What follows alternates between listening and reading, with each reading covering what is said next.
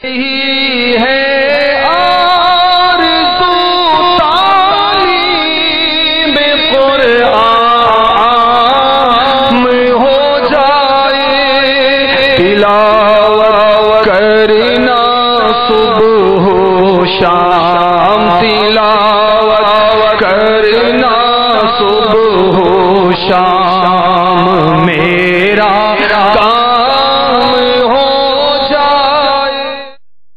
الحمدللہ رب العالمین والصلاة والسلام على سید المرسلین، اما بعد فاعوذ باللہ من الشیطان الرجیم، بسم اللہ الرحمن الرحیم، الصلاة والسلام علیک یا رسول اللہ،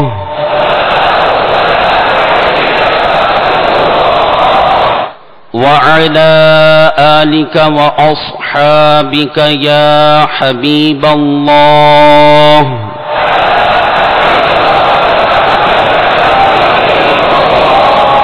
الصلاة والسلام عليك يا نبي الله، وعلى آلك وأصحابك يا نور الله،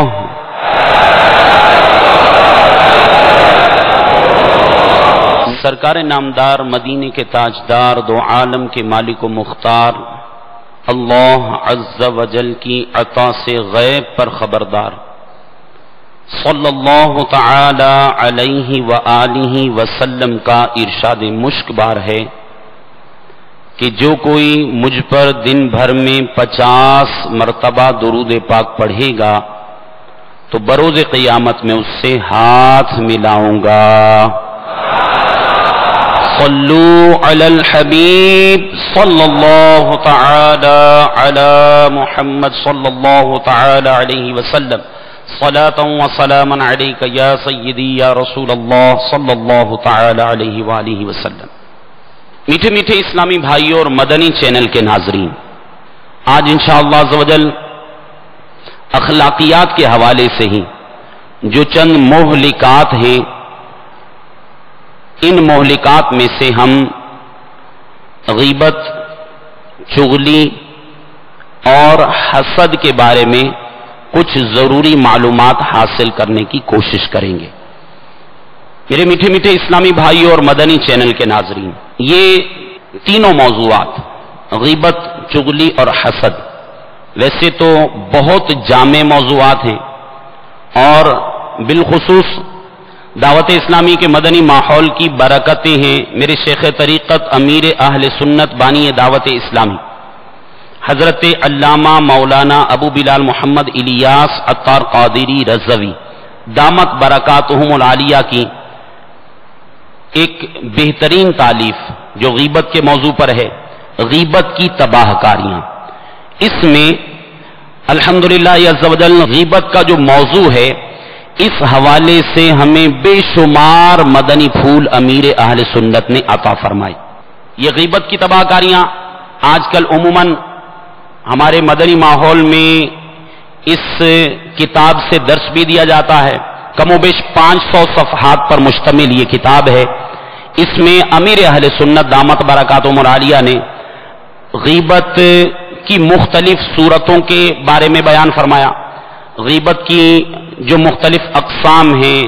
علماء کے درمیان غیبتیں کس طرح ہوتی ہیں، عوام علماء کی غیبت کیسے کرتی ہے، اور علماء دوسرے لوگوں کی غیبتیں کیسے کرتے ہیں، اسی طرح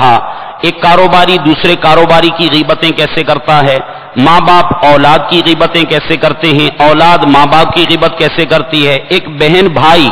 آپس میں کس طرح غیبت کے مرتکب ہو جاتے ہیں، دوست دوست کی کس طرح غیبت کرتا ہے۔ الحمدللہ عز و جل کم و بیش 1800 سے زائد مثالیں میرے شیخ طریقت امیر اہل سنت نے اس غیبت کی تباہ کاریاں میں بیان فرمائی۔ میرے میٹھے میٹھے اسلامی بھائیوں، آج انشاءاللہ عز و جل ہم اسی حوالے سے مختصراً چند احادیث اور اس کے ساتھ ساتھ غیبت کے جو فقہی مسائل ہیں، چونکہ الحمدللہ عز و جل یہ فرض علوم کورس ہے، اس میں بالخصوص ہمیں جو احکام ہیں ان کے متعلقہ ضروری مسائل سکھائے جائیں گے. تو انشاءاللہ عز و جل ہم غیبت کے حوالے سے، چغلی کے حوالے سے، حسد کے حوالے سے کچھ ضروری مسائل انشاءاللہ عز و جل سیکھنے کی کوشش کریں گے انشاءاللہ عز و جل. میٹھے میٹھے اسلامی بھائیوں، سرکار نامدار، مدینے کے تاجدار، دو عالم کے مالک و مختار اللہ عز و جل کی عطا سے غیب پر خبردار صلی اللہ تعالی علیہ وآلہ وسلم نے ارشاد فرمایا، تمہیں معلوم ہے غیبت کیا ہے؟ لوگوں نے عرض کی اللہ عز و جل اور رسول صلی اللہ تعالی علیہ وآلہ وسلم خوب جانتے ہیں. تو سرکار دو عالم صلی اللہ تعالی علیہ وآلہ وسلم نے ارشاد فرمایا، غیبت یہ ہے کہ تو اپنے بھائی کا اس چیز کے ساتھ ذکر کرے جو اسے بری لگے. غیبت یہ ہے کہ تو اپنے بھائی کا اس چیز کے ساتھ ذکر کرے جو اسے بری لگے. کسی نے عرض کی یا رسول اللہ صلی اللہ تعالی علیہ وآلہ وسلم، اگر میرے بھائی میں وہ عیب موجود ہو جو میں کہتا ہوں، جب تو غیبت نہیں ہوگی. اب سائل نے یہ پوچھا یا رسول اللہ صلی اللہ تعالی علیہ وسلم، میں اپنے بھائی کا ذکر تو کر رہا ہوں، ایسی برائی کے ساتھ کر رہا ہوں جو اس کو بری بھی لگے گی، لیکن وہ عیب اس کی ذات میں موجود ہے، تو جب کیا غیبت نہیں ہوگی؟ فرمایا جو کچھ تم کہتے ہو، جو کچھ تم کہتے ہو اگر اس میں موجود ہے جب ہی تو غیبت ہے. جو کچھ تم کہتے ہو اگر اس میں موجود ہے جب ہی تو غیبت ہے. جو کچھ تم کہتے ہو اگر اس میں موجود ہے جب ہی تو غیبت ہے. اور جب تم ایسی بات کہو جو اس میں نہ ہو یہ بہتان ہے. اور جب تم ایسی بات کہو جو اس میں نہ ہو تو یہ بہتان ہے. تو میٹھے میٹھے اسلامی بھائیوں، غیبت کا علم حاصل کرنا یہ بھی ہم پر لازم ہے، اور بہتان جو ہم نے سنا، اس بہتان کے بارے میں بھی معلومات حاصل کرنا ہم پر ضروری ہے. اب غیبت کی ہم نے تعریف سن لی. اپنے مسلمان بھائی کے اندر پایا جانے والا کوئی عیب، کوئی برائی جو اگر ہم اس کے سامنے بیان کرتے اس کو بری لگتی، اب وہی برائی اس کے پیٹھ پیچھے بیان کریں تو یہ غیبت ہوگی. اپنے مسلمان بھائی میں پایا جانے والا کوئی عیب، کوئی برائی کہ جو اس کے سامنے بیان کی جائے، منہ پر بیان کی جائے، اس کو بری لگے، اگر وہی عیب اس کی پیٹھ کے پیچھے بیان کیا جائے تو یہ غیبت ہے. اور بہتان اپنے کسی مسلمان بھائی پر جھوٹا الزام لگانا، کسی مسلمان بھائی پر جھوٹا الزام لگانا. بہت کامن مثالیں، انشاءاللہ ہم اس کے بارے میں مزید تفصیل سے بھی پڑھیں گے کہ کن کن صورتوں میں غیبتیں ہوتی ہیں، غیبتیں کیسے کیسے کی جاتی ہیں. ایک بہت کامن سی مثال آپ کے سامنے پیش کرتا ہوں. مثال کے طور پر ہمارا ایک اسلامی بھائی ہے، اس کی آواز خراب ہے. اس کی آواز، یعنی بعض لوگ ہوتے ہیں جن کی آواز بڑی سریلی ہوتی ہے، اچھی لگتی ہے. اب اس کی آواز ایسی ہے جو بازار جس کو کہا جائے بھدی آواز ہے، جس کی طرف کان میل نہیں کھاتے، کان رغبت نہیں کرتے سننے کی. اب یہ ہمارا اسلامی بھائی ہے، اس کی ذات میں یہ عیب پایا جا رہا ہے. اسی طرح کوئی اسلامی بھائی معذور ہے. اب ہم بلا اجازت شرعی اور بلا ضرورت کی بھی صورتیں آگے انشاءاللہ آئیں گی، بلا اجازت شرعی اگر ہم اپنے اس مسلمان بھائی کی آواز کا تذکرہ کریں کہ اس کی آواز تو یہ کسی کام کی نہیں ہے، بالکل بیکار آواز ہے. اب میرے میٹھے میٹھے اسلامی بھائیوں، یہ ایسا عیب ہے جو اس کی ذات میں موجود ہے، اور اگر یہ اس کی سامنے بیان کیا جاتا اس کو برا لگتا. یہی عیب ہم نے جب اس کی پیٹھ کے پیچھے بیان کیا تو اب یہ غیبت قرار پایا. اور ایک اسلامی بھائی ہے جس کی ذات میں عیب نہیں، اور ہم پھر بھی اس پر جھوٹا الزام لگا رہے ہیں. مثال کے طور پر ایک اسلامی بھائی ہے، وہ بظاہر عاجز ہے، انکساری کا پیکر ہے، ملنسار ہے، کسی وجہ سے بعض اوقات ہوتا ہے ہمارے بہت سے ذمہ داران، مبلغین اور جو ہمارے بڑے بڑے ذمہ داران ہیں، عام طور پر ان کو یہ مسائل درپیش رہتے ہیں کہ ایک ذمہ دار ہے، اس کا حلقہ احباب بہت زیادہ وسیع ہے. اب بسا اوقات چونکہ اس پہ تنظیمی ذمہ داریوں کا بوجھ بھی ہے، اس پر دیگر کئی مصروفیات کی وجہ سے بسا اوقات ذہن مختلف معاملات کی طرف متوجہ رہتا ہے. اب وہ ذمہ دار ہمارے قریب سے گزرے، مجھے ان کے سامنے سے گزرنے کا موقع ملا، دیکھا کہ وہ توجہ نہیں دے رہے. اب فوراً دل میں خیال آتا یہ متکبر ہے، اس کے پاس ذمہ داری آ گئی، یہ بڑا عہدیدار بن گیا، اب یہ لفٹ نہیں کرواتا، نو لفٹ کا بورڈ لگا لیا. اب وجہ یہ ہے کہ اس کے دل کے اندر واقعی کوئی ایسے جذبات موجود نہیں، وہ تکبر کی وجہ سے ملنے سے باز نہ رہا، بلکہ کوئی مصروفیات تھیں، کسی خاص مسئلے کی جانب کوئی تنظیمی مسئلہ درپیش تھا، کوئی پریشانی تھی، کوئی فکر تھی، کوئی ٹینشن تھی،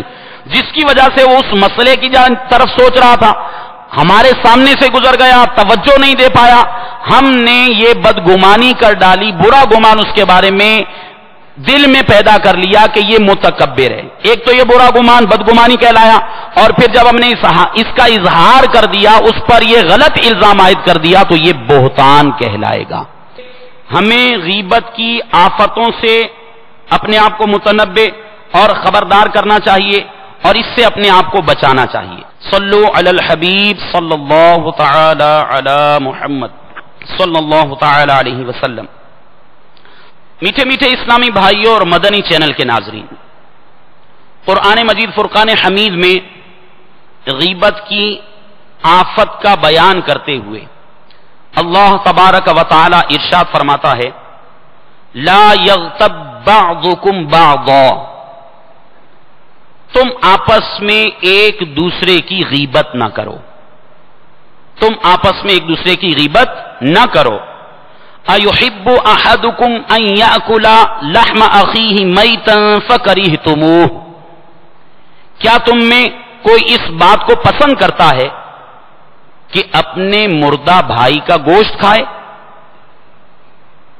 اس کو تم برا سمجھتے ہو.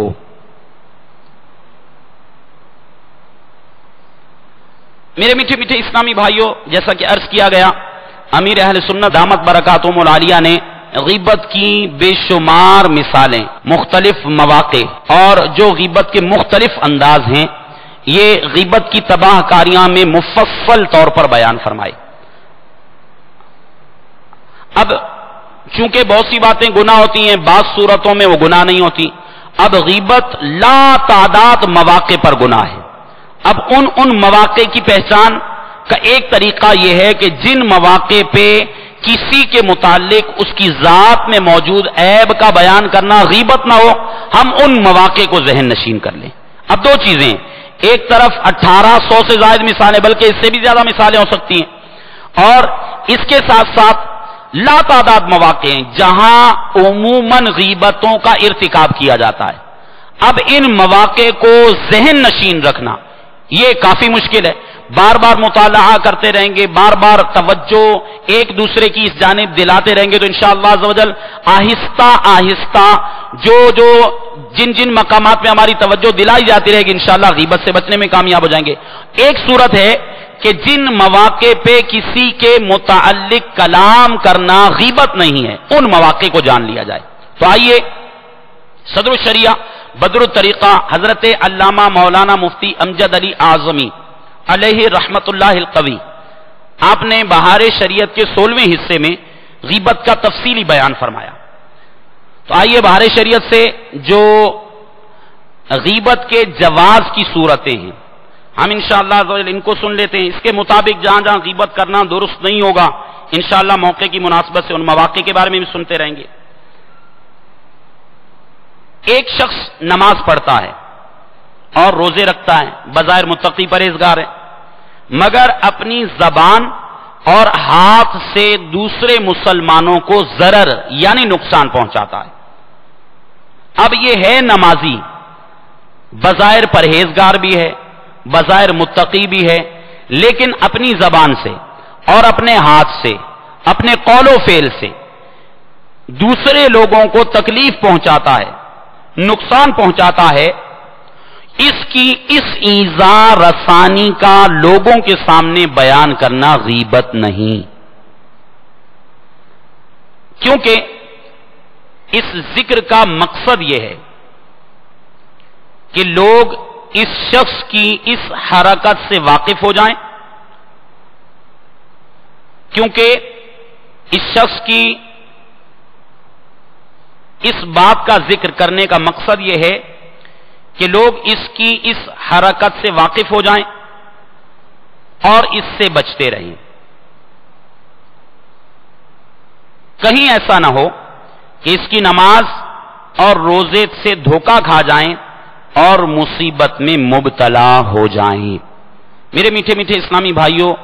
انتہائی کامن مثال ہے یہ ہمارے معاشرے کے اندر۔ آج بظاہر مذہبی وضاقتہ رکھنے والا شخص بظاہر وہ بڑے اچھے حلیے میں ہوگا، وہ ہو سکتا ہے لوگوں کو نماز کی دعوت بھی دیتا ہو، وہ لوگوں کو نیکی کی دعوت بھی پیش کرتا ہو، لوگوں کو برائیوں سے منع بھی کرتا ہو، لیکن اس کی زبان سے، اس کے ہاتھ سے، اس کے قول سے، اس کے فعل سے لوگوں کو بکثرت ایذائیں پہنچتی ہیں۔ اب کوئی ایسا شخص ہے جو اس کے اس عیب پر مطلع نہیں ہے، اب بظاہر یہ شخص ہے، اس میں عیب موجود بھی ہے، اس کے اس عیب کا تذکرہ اگر لوگوں کے سامنے کیا جائے اس کو برا بھی لگے گا، اب یہ ہے یہ غیبت، لیکن چونکہ اس کے نقصان سے لوگوں کو بچانا مقصود ہے، یہ شخص کہیں دوسرے لوگوں کو بھی ایذائیں نہ پہنچائے، دوسرے لوگوں کو بھی تکلیف نہ پہنچائے، دوسرے لوگوں کو بھی اپنے عمل سے ان کی ایذا رسانی کا سبب نہ بنے، اب اس سبب سے اگر کسی کے اس عیب کا تذکرہ کیا جائے تو یہ غیبت میں داخل نہیں۔ ہم میں سے ہر ایک اسلامی بھائی کو اپنا محاسبہ بھی کرنا چاہیے کہ اگر ہم اس آفت کا شکار ہیں، اس عادت کا شکار ہیں، اس برائی اور اس عیب کا شکار ہیں، تو ہمیں اس مہلک مرض سے بچنے کی کوشش کرنی چاہیے۔ ہم نے اس سے پہلے بھی ایک روایت سنی تھی کہ بروز قیامت ایک شخص نمازی روزے دار متقی پرہیزگار عبادتیں اور بڑی بڑی ریاضتیں لے کر آئے گا، میدان قیامت میں دنیا میں جن لوگوں کو اس نے ایذائیں دی ہوں گی، کسی کو گالی دی ہوگی، کسی کا مال دبایا ہوگا، کسی کا خون ناحق بہایا ہوگا، کسی کو اس نے مارا ہوگا، بروز قیامت اگر اس میں نے دنیا میں ان لوگوں سے معافی نہ مانگی تو میرے میٹھے میٹھے اسلامی بھائیوں، بروز قیامت وہ جتنے لوگ جن کی اس نے دنیا میں حق تلفیاں کی تھیں، بروز قیامت وہ اس کی نیکیاں لے جائیں گے۔ اب اگر اس کی نیکیاں ختم ہو گئیں پھر بھی صاحب معاملہ لوگ باقی رہیں گے، جن کے حق اس پر ہیں وہ لوگ باقی ہیں، تو روایت کا مفہوم ہے کہ بروز قیامت ان لوگوں کے گناہ اس شخص پر ڈالے جائیں گے اور اس شخص کو جہنم میں داخل کر دیا جائے گا۔ تو اب یہ ایک ایسی آفت ہے کہ جس آفت کا شکار نہ صرف یہ خود ہوگا بلکہ معاشرے میں کئی دیگر لوگ بھی اس آفت کی وجہ سے تکلیف کا شکار ہو جائیں گے۔ میرے میٹھے میٹھے اسلامی بھائیوں،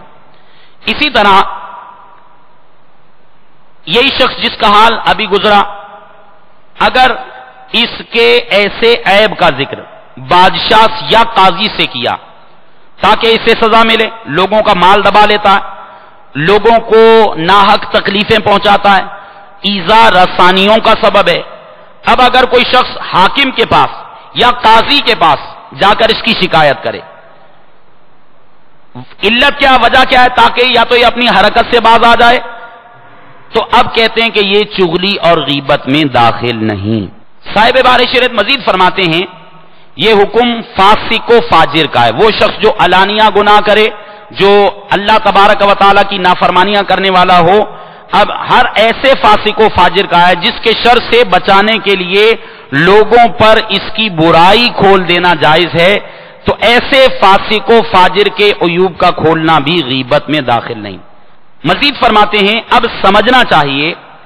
کہ بد عقیدہ لوگوں کا ضرر،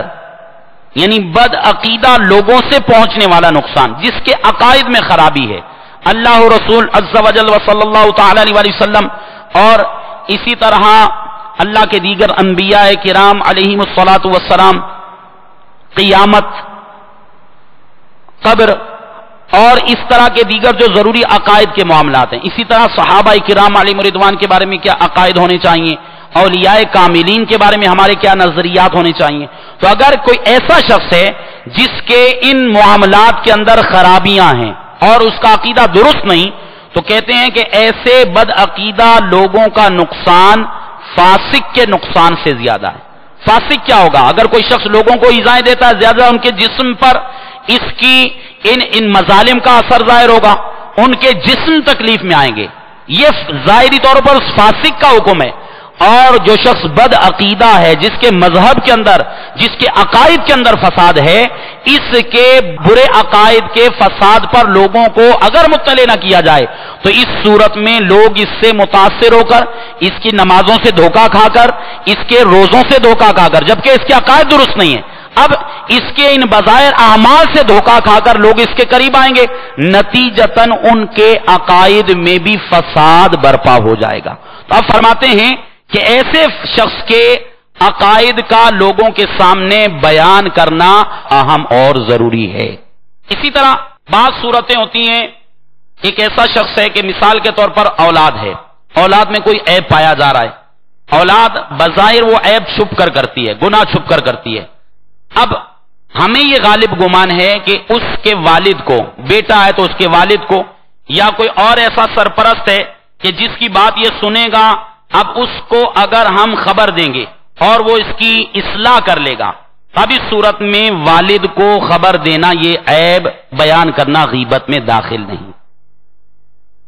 چنانچہ آپ فرماتے ہیں کہ یہ معلوم ہے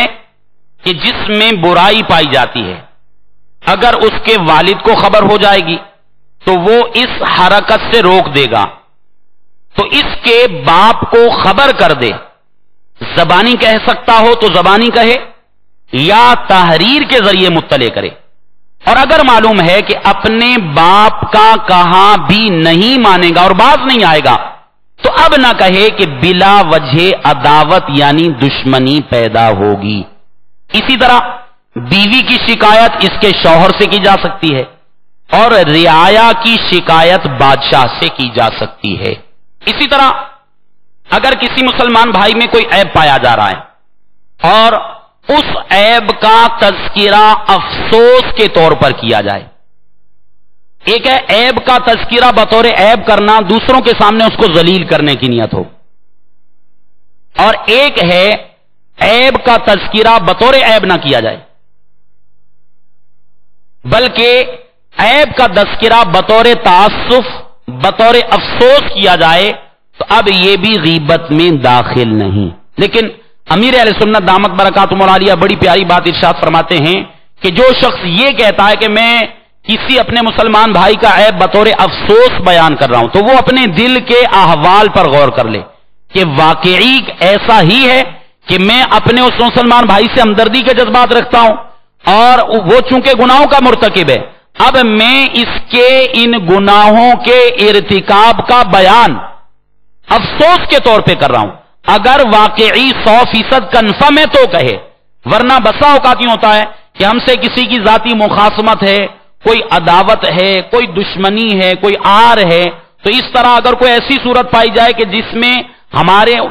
سامنے والے شخص نے ہماری دل آزاری کی، اب ذاتیات کا معاملہ آ گیا، ہم کسی بڑے شخص کو، منصب والے شخص کو، مثال کے طور پر طالب علم ہے، طلبہ میں عام طور پہ یہ برائی پائی جاتی ہے، ایک طالب علم کی دوسرے طالب علم سے نہیں بنتی، وہ اس طالب علم کے عیب تلاش کرتا رہے گا، ڈھونڈتا رہے گا، کب موقع آتا ہے اس کو میں استاد سے ذلیل کرواؤں، اس کو میں ناظم سے ذلیل کرواؤں. اور اسی طرح مطلب یہ معاملات گھر کے اندر بچوں میں پیش آتے ہیں، اولاد میں بعض اوقات آپس میں نہیں بنتی، اب ایک بھائی دوسرے بھائی سے وہ کسی بھی وجہ سے دلی طور پر کوئی عداوت کے جذبات رکھتا ہے یا وقتی طور پہ کوئی کدورت کا جذبہ پیدا ہو گیا، اب وہ اس وجہ سے اپنے والد کو شکایت کرے کہ والد اس کی کلاس لے گا اور اس کو اچھا خاصا ڈانٹے گا، مار پڑے گی. اب یہ عیب کا تذکرہ غور کر لے کہ یہ افسوس کے طور پر ہے یا اس کو ڈی گریڈ کرنے کے طور پر. تو لہذا اس معاملے میں بطور خاص نیت کا احتساب ضروری ہے. میرے میٹھے میٹھے اسلامی بھائیوں، اور مدنی چینل کے ناظرین، اسی طرح کسی بستی یا شہر والوں کی برائی کی، مثلا یہ کہا کہ وہاں کے لوگ ایسے ہیں، یہ غیبت نہیں، کیونکہ ایسے کلام کا مقصد یہ نہیں ہوتا کہ وہاں کے سبھی لوگ ایسے ہیں،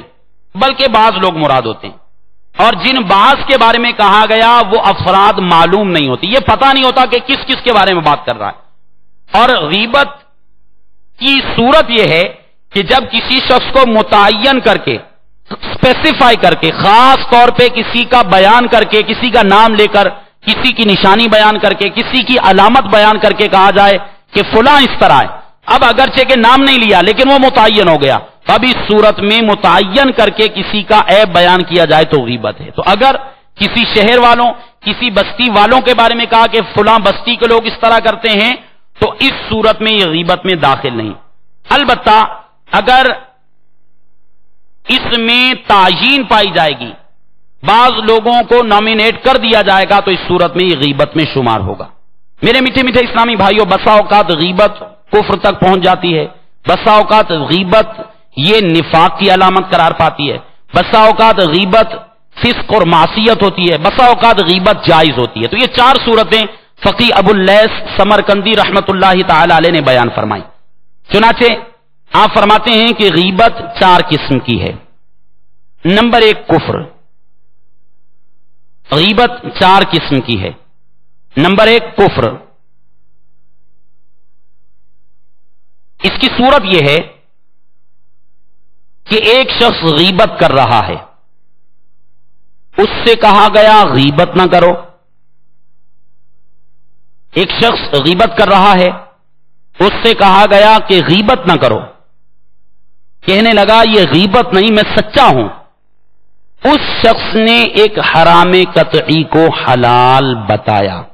تو جبکہ وہ مطلع ہے اس بات پر کہ واقعی یہ حرام قطعی ہے، اب وہ غیبت کو جائز سمجھتے ہوئے اگر حرام قطعی کو حلال سمجھ رہا ہے تو اس صورت میں یہ کفر لازم آئے گا۔ اس میں ایک احتیاط کا پہلو عام طور پہ ایسے ہی ہوتا ہے کہ جب کوئی شخص غیبت کر رہا ہو تو اس کو یوں کہا جائے یہ غیبت ہے، غیبت نہ کرو۔ اب سامنے والے کے بارے میں یہ احتمال پیدا ہو سکتا ہے کہ ہو سکتا ہے وہ مسائل شرعیہ سے لا علم ہے، وہ نابلد ہے، اسے شعور نہیں، اب ہو سکتا ہے وہ انکار کر دے۔ تو اس میں احتیاط کی صورت یہ سمجھ میں آتی ہے کہ یا تو بات کا موضوع بدل دیا جائے یا یہ کہا جائے کہ ایسی بات کرنا پیٹھ پیچھے مناسب نہیں، تو ایسے کنائے کے الفاظ استعمال کیے جائیں کہ سامنے والا تاکہ غیبت کا انکار نہ کر سکے۔ اگر براہ راست یہ کہیں گے یہ غیبت ہے، ایسا مت کرو، تو یہ عام طور پہ ہوتا ہے کہ براہ راست اگر کسی کی اصلاح کی بھی کوشش کی جاتی ہے، ایسے نام لے کر بات کی جائے، تو پھر اس صورت میں سامنے والے کا نفس اسے تسلیم کرنے نہیں دیتا۔ تو لہذا اس صورت میں احتیاط یہ سمجھ میں آتی ہے کہ ایسے کنائے کے الفاظ استعمال کیے جائیں کہ جس کی وجہ سے موضوع بدل جائے یا اس کو یہ احساس دلایا جائے کہ یہ بات کرنا درست نہیں ہے، اس بات کو نہ کیجئے، اس بات میں نقصانات ہیں، دنیا و آخرت کا نقصان ہے۔ اس طرح کے کچھ بھی الفاظ جو موقع کی مناسبت سے ہم پیش کر سکتے ہیں، سامنے والے کو پیش کریں، تاکہ ایسا نہ ہو ہم کسی کو غیبت سے بچانا چاہ رہے تھے نیکی کی دعوت کے پیش نظر، لیکن وہ غیبت سے بھی بڑی آفت کفر کا مرتکب ہو جائے۔ تو اس میں امر بالمعروف ونہی عن المنکر، نیکی کی دعوت دینے والے اور برائی سے منع کرنے والے کے بارے میں بھی یہ مدنی پھول ملتے ہیں کہ اس کو بھی موقع شناس ہونا چاہیے، موقع کی مناسبت سے حوالے سے دیکھنا چاہیے کس مقام پر مجھے کس انداز میں نیکی کی دعوت دینی ہے، کس انداز میں برائی سے منع کرنا ہے۔ اللہ تعالی ہمیں امر بالمعروف و نہی عن المنکر کے جذبے کے ساتھ ساتھ اس کے جو موقع مناسب ہیں ان مناسب مواقع کا علم حاصل کرنے اور اس کے مطابق دوسروں کو نیکی کی دعوت پیش کرنے کی توفیق عطا فرمائے۔ فرماتے ہیں دوسری صورت نفاق ہے، منافقت، کہ ایک شخص کی برائی کرتا ہے اور اس کا نام نہیں لیتا۔ ایک شخص کی برائی کرتا ہے اور اس کا نام نہیں لیتا، مگر جس کے سامنے برائی کرتا ہے وہ اس کو جانتا پہچانتا ہے، لہذا یہ غیبت کرتا ہے۔ ایک شخص کی برائی کرتا ہے اور اس کا نام نہیں لیتا، مگر جس کے سامنے برائی کرتا ہے وہ اس کو جانتا پہچانتا ہے کہ یہ کس شخص کے بارے میں بات کر رہا ہے، لہذا اب یہ کلام کرنے والا یہ غیبت کرتا ہے اور اپنے آپ کو پرہیزگار ظاہر کرتا ہے کہ بظاہر وہ غیبت اسی چیز کو سمجھ رہا ہے کہ فلاں کا نام لے کر اس کا وہ عیب بیان کروں گا، جب غیبت ہے نام نہیں لیا لیکن وہ بندہ نومینیٹ ہو گیا، وہ اسلامی بھائی نومینیٹ ہو گیا، تو اب اس صورت میں یہ ایک گناہ سے اپنے آپ کو بچنے والا ظاہر کر رہا ہے لیکن در حقیقت وہ گناہ کا مرتکب ہے، تو یہ صورت منافقت اور نفاق کی ہے۔ اور یاد رکھیے نفاق عملی ہے، اب اس صورت میں ہم کسی کو کہہ نہیں سکتے تم منافق ہو، اس میں بطور خاص اس چیز کا خیال رکھنا ہے۔ اب مثال کے طور پر دو اسلام میں آپس میں کلام کر رہے ہیں، ایک زید ہے جس کے بارے میں یہ شخص کلام کر رہا ہے، اب زید کے اندر کوئی عیب پایا جا رہا ہے، یہ نام زید نہیں لیتا لیکن یہ نومینیٹ کر دیتا ہے، مثلا آج صبح 8 بجے جس شخص نے فلاں حرکت کی تھی، اب یہ نام نہیں لیا، وقت متعین کر دیا، سامنے والے کو پتا وہ وہاں موجود تھا،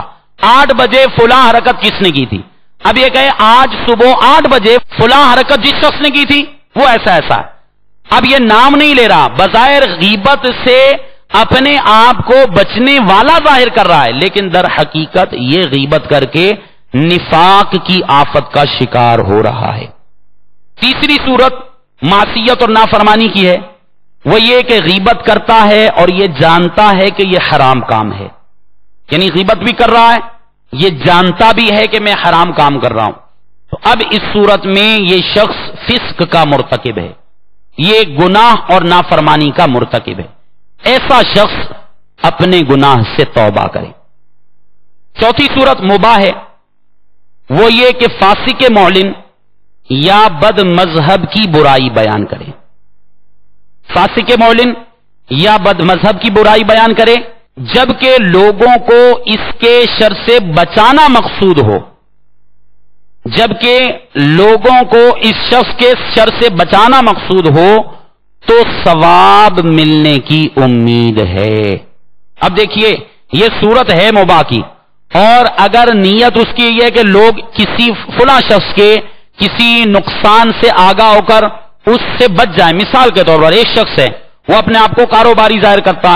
ہے وہ ڈیفالٹر، کئی لوگوں کے قرضے دبائے ہوئے ہیں، اب وہ کوئی نیا پارٹنر گھیرنے کے چکر میں ہے، فلاں شخص بڑا مالدار ہے میں اس سے کچھ پیسہ نکلوا لوں اور پھر میں اس کا پیسہ واپس نہیں کروں گا، اس کی عادت ہے اور اس کا جو سابقہ ماضی کیریکٹر ہے وہ یہی بتاتا ہے کہ اس کی عادت ہے کہ لوگوں کے پیسے دبا لیتا ہے، واپس نہیں کرتا۔ اب اس صورت میں یہ کسی نئی پارٹی کو گھیرنے کے چکر میں ہے، آپ کو پتا چلا کہ فلاں شخص یہ اس طرح فلاں شخص سے پیسے لینے کے چکر میں ہے، اب آپ اگر اس وجہ سے کہ میرا فلاں اسلامی بھائی مصیبت میں گرفتار ہونے سے بچ جائے، اب اگر اچھی نیت سے اس کا عیب اس کو بیان کر دیں گے تو یہ ہے مباح، لیکن اگر نیتیں اچھی ہوں گی تو ثواب ملنے کی بھی امید کی جا سکتی ہے۔ اسی طرح جو شخص علانیہ گناہ کرتا ہے، علانیہ شراب پیتا ہے اور دیگر گناہ کرتا ہے، علانیہ سود و رشوت کا لین دین کرتا ہے، تو اس شخص کو چونکہ اپنی عزت کی خود پرواہ نہیں، لوگ مجھے شرابی کہیں گے، لوگ مجھے رشوت خور کہیں گے، لوگ مجھے حرام کا لین دین کرنے والا کہیں گے، اس کو پرواہ نہیں، اس نے خود اپنی عزت کو اتنا سستا کر لیا کہ لوگ اس کے بارے میں کلام کریں، تو اب اس صورت میں اس کے متعلق کلام کرنا بھی غیبت میں داخل نہیں۔ میرے میٹھے میٹھے اسلامی بھائیوں، اسی طرح اگر کسی شخص سے مشورہ لیا گیا اور وہ جانتا ہے کہ میں کسی شخص کے بارے میں مشورہ دوں گا اور اس شخص کے بارے میں عیب جانتا ہے، فلاں فلاں اس کے اندر عیب ہے، اب جو شخص مشورہ لے رہا ہے اس کو یہ عیب بتانے سے وہ شخص نقصان سے بچ جائے گا، اب اس صورت میں بھی اس کے عیوب کا بیان یہ غیبت میں داخل ہے۔ مثال کے طور پر ایک آدمی کسی کے ہاں اپنی بیٹی کا رشتہ کرنا چاہتا ہے، اب اس خاندان کے بارے میں مشہور ہے، یا وہ لڑکا جس لڑکے سے یہ رشتہ کرنا چاہتا ہے وہ شرابی ہے، وہ سود و رشوت کا کام کرتا ہے، وہ جوا کھیلتا ہے، وہ علانیہ گناہ کرتا ہے، اور ایسے گناہ کے جس کی وجہ سے آنے والے کے وقت میں دونوں خاندان ٹینشنز کا شکار ہو جائیں گے۔ اب یہ شخص جو مشورہ لینے آیا، آپ جانتے ہیں کہ فلاں نوجوان کے اندر یہ عیوب ہیں، بعد میں اس کی بیٹی سکھی نہیں رہے گی، وہ آزمائش کا شکار ہو جائے گی۔ میرے میٹھے میٹھے اسلامی بھائیوں، اب اس شخص کو وہی اس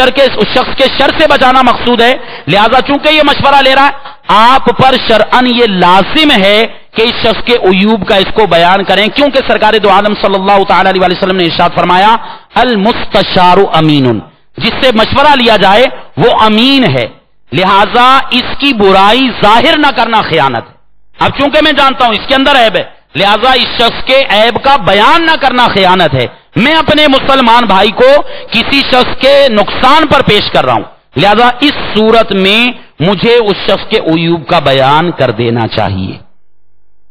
میٹھے میٹھے اسلامی بھائیوں، اسی طرح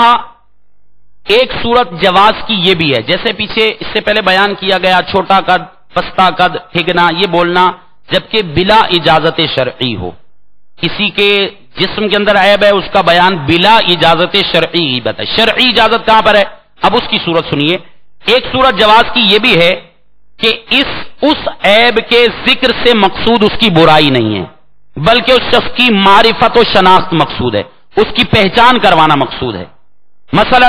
جو شخص ان عیوب کے ساتھ ملقب ہے، معروف ہے، جس کا لقب ان عیوب کے ساتھ بیان کیا جاتا ہے، تو اب مقصود وہاں معرفت ہے، مقصود وہاں اس شخص کی پہچان کروانا ہے، اس کے عیب کا بیان نہیں۔ جیسے اعمش، عظیم محدث سیدنا سلیمان اعمش رضی اللہ تعالیٰ عنہ، اب ان کا نام ہی اعمش ہے۔ اعمش کہتے ہیں جس کی آنکھوں کی روشنی برابر نہ ہو،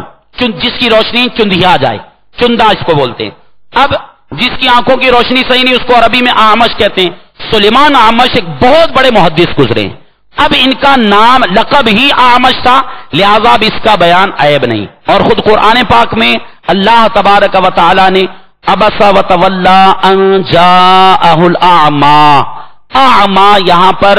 مشہور صحابی رسول عبداللہ بن ام مکتوم رضی اللہ تعالیٰ عنہ کا بیان کیا۔ اعمی عربی میں کہتے ہیں نابینا کو، اور غیر شائستہ بولیں گے تو اندھا کہا جاتا ہے، شائستہ لفظ بولیں گے تو نابینا۔ اب حضرت سیدنا عبداللہ بن ام مکتوم رضی اللہ تعالیٰ عنہ نابینا صحابی تھے۔ اب قرآن میں عربی میں اس کو اعمی کہتے ہیں، اور قرآن میں ان کا جو ذکر آیا وہ اعمی کے لفظ کے ساتھ آیا۔ تو جہاں کسی کے عیب کے ذریعے اس کی پہچان کروانا مقصود ہو، تو اب اس صورت میں اس کے عیب کا بیان کرنا یہ چونکہ بطور شناخت کے ہے، لہذا یہ غیبت کے اندر داخل نہیں۔ اسی طرح لمبے قد والا ہے، تو اب کوئی نہیں جانتا، مثال کے طور پر ہمارے ہاں فیضان مدینہ میں ایک اسلامی بھائی طویل القامت ہے، اب مجھ سے کسی نے پوچھا کہ میں فلاں اسلامی بھائی سے ملنا چاہتا ہوں، اب میں نام بتاؤں گا، پہچان شناخت بتاؤں، وہ فلاں لمبے قد کے اسلامی بھائی۔ اب یہ لمبے قد والا کہنا اب اس صورت میں چونکہ عیب بیان کرنا نہیں ہے، جبکہ اس میں بھی احتیاط یہ سمجھ میں آتی ہے شائستہ الفاظ استعمال کیے جائیں۔ تو عام طور پر جو عوامی الفاظ ہوتے ہیں، بعض اوقات عوام سطحی الفاظ استعمال کرتی ہے، وہ انتہائی غیر معیاری الفاظ استعمال کرتی ہے، تو اگر کسی کی پہچان کروانا ہو اس میں بھی احتیاط کا پہلو یہی ہے کہ اس کے لیے شائستہ اور ادب کے الفاظ استعمال کیے جائیں۔ اب جیسے میں نے عرض کیا نابینا بھی اندھا بھی دونوں ایک ہی لفظ کے لیے استعمال ہوتے ہیں۔ اب اگر یہ کہا جائے فلاں اسلامی بھائی، فلاں مقام پہ آپ جائیں گے ایک نابینا اسلامی بھائی ملیں گے، اور فلاں مقام پہ جاؤ گے ایک اندھا ملے گا، دونوں میں فرق ہے۔ اب لہذا شائستہ الفاظ کا استعمال کریں گے۔ ایک صحت مند اسلامی بھائی ہے، موٹا کہا، موٹو کہا،